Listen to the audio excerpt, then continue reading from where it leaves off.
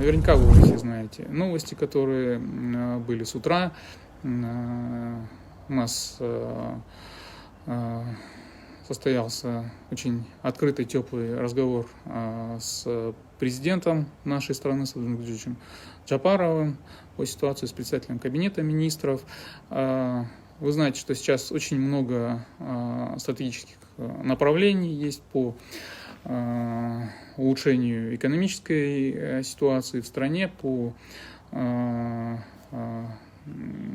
продвижению проектов внутри страны. И было поддержано решение о моем назначении в Российско-Кыргызский фонд развития со стороны руководства.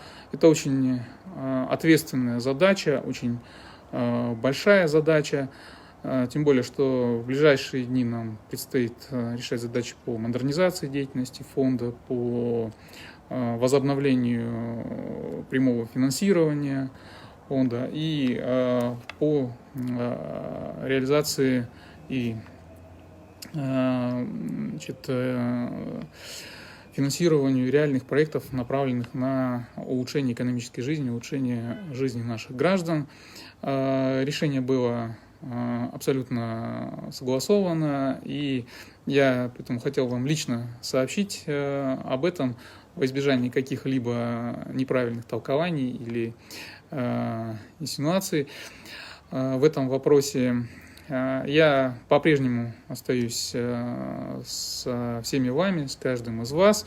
В этой ситуации я, наверное, буду общаться с вами чаще и буду стараться также оперативно реагировать на ваши обращения, на ваши пожелания.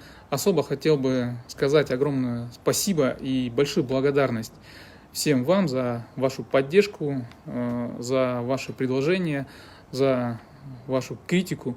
Это то, что помогает нам двигаться вперед, двигаться дальше и вносить коррективы в те решения, которые принимаются для развития нашей страны.